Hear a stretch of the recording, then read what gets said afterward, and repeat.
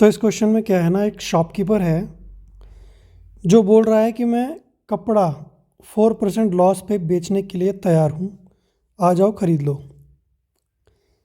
कितने में बेचने के लिए तैयार है वो? 4% लॉस पे।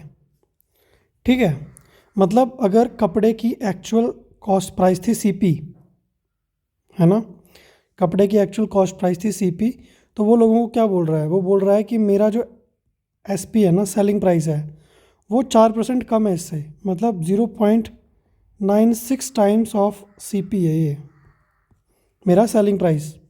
तो आओ, लूट मची हुई है, कपड़ा ले जाओ मुझसे। ठीक है, फिर आगे लिखा है however by using a false metre scale, मतलब जब वो कपड़ा नापेगा ना, तो उसका जो 1 मीटर होगा वो 1 मीटर नहीं होगा, वो थोड़ा कम होगा डेफिनेटली, राइट।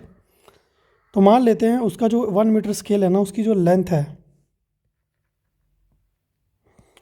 उसको एल मान लेते हैं, क्योंकि हमें पता है वो 1 मीटर तो नहीं है, वो एल मीटर है जो कि 1 मीटर से कम है।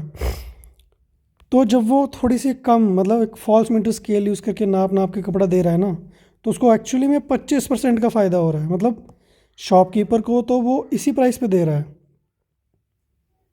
शॉपकीपर को लग रहा है कि मैं फ़ायदे में हूँ, उसको लग रहा है कि, मतलब कस्टमर को लग रहा है कि मैं फ़ायदे में हूँ, लेकिन उसे लग रहा है कि शॉपकीपर का नुकसान हो रहा है। बट एक्चुअली में शॉपकीपर को 25% बेनिफिट हो रहा है, क्योंकि वो एक फॉल्स मीटर स्केल यूज़ कर रहा है जिसकी जो लेंथ है वो 1 मीटर नहीं है, वो कुछ और है।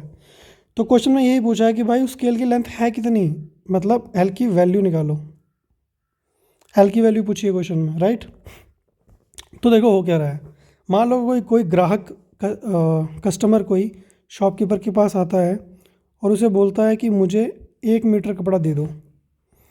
तो शॉपकीपर उसको उसको क्या प्राइस लगाएगा? ये प्राइस लगाएगा, क्योंकि यही तो वो प्रॉमिस कर रहा है।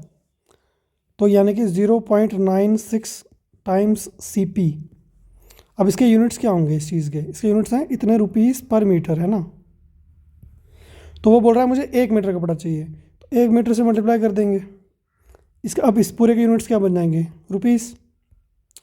तो इतने रुपीस उससे वो ले लेगा कस्टमर से और उसको कुछ कपड़ा दे देगा, लेकिन वो जो कपड़ा उसको देगा वो एक्चुअली में 1 मीटर नहीं है, वो कम है उससे। और ऐसा करके वो एक्चुअली में 25% फ़ायदा उठा रहा है। मतलब ये जो उसने बेचा है ना, ये जो उसका एस पी है, सेलिंग प्राइस है, यही है ना सेलिंग प्राइस 1 मीटर के लिए, ये एक्चुअली में 25% ज़्यादा है उसके एक्चुअल सी पी से। तो यानी कि ये जो है ये 25% ज़्यादा है उसके एक्चुअल सी पी से। लेकिन अब इसके भी तो यूनिट्स यही होंगे ना, कितने रुपीस पर मीटर। इस केस में वो उसको 1 मीटर कपड़ा नहीं दे रहा, वो उसको कम दे रहा है। कितना दे रहा है? एल मीटर दे रहा है, ये जो हमने यहाँ पे एल एज्यूम किया है। ठीक है, ये इक्वेशन आपको अगर समझ आ नहीं आई तो वीडियो थोड़ी पीछे करके दोबारा सुन लो, समझ आ जाएगी। ठीक है, तो मैं फिर से कह रहा हूँ कि ये जो वैल्यू है, ये जो सेलिंग प्राइस है, ये जो पैसे वो कस्टमर से ले रहा है ना 1 मीटर के, उससे उसको 25% फ़ायदा हो रहा है उसके सीपी पे, उसके एक्चुअल सीपी पे। तो 25% फ़ायदा हो गया उसके एक्चुअल सीपी पे, क्योंकि उसने जो लेंथ दी है ना कपड़े की, वो एल मीटर है, ना कि 1 मीटर। लेने वो 1 मीटर आया था। ठीक है, तो यहाँ से हमें एल की वैल्यू मिल जाएगी। सिर्फ कैलकुलेशन बची है, C P and C P cut जाएगा। यहाँ पे आएगा, क्या आएगा यहाँ पर? 0.96 डिवाइडेड बाय 1.25। ठीक है, तो ये बराबर हो जाएगा हमारा एल के।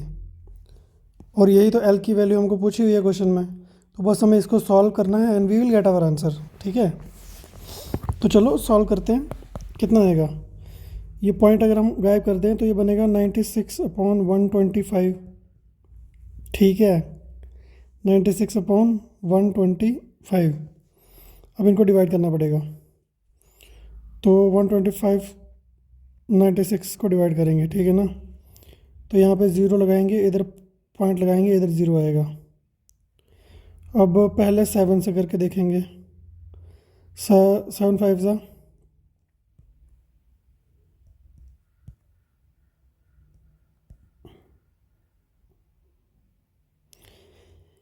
10 में से 5 जाएंगे, 5 आएंगे। 15 में से 7 जाएंगे 8 आएगा, बस ख़त्म। एक ज़ीरो फ्री का मिलेगा।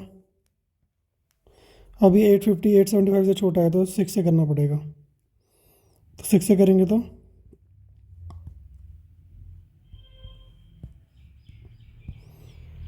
750 आएगा। तो इधर क्या आ जाएगा, इधर आ जाएगा हमारा 100, एक ज़ीरो फ्री का मिलेगा, 1000 आ गया इस बार। 1000 के लिए हम 8 से करेंगे, 8 से करेंगे, आगे चलता रहेगा, कहानी इसकी ख़त्म नहीं होगी शायद। यहीं तक हम आंसर रोकते हैं अपना। तो एल की वैल्यू हमारी कितनी आ रही है, 0.768 यूनिट्स। क्या आएंगे, हमने एल को क्या ज्यूम किया था, मीटर, तो मीटर। इसको अगर हम सेंटीमीटर में लिखना चाहें तो ये 76.8 सेंटीमीटर आ जाएगा, ठीक है। और यही हमारा आंसर है। सो आई होप आपको क्वेश्चन समझ आया होगा। अच्छा क्वेश्चन है, थोड़ा सा इसमें जो है ट्विस्ट है।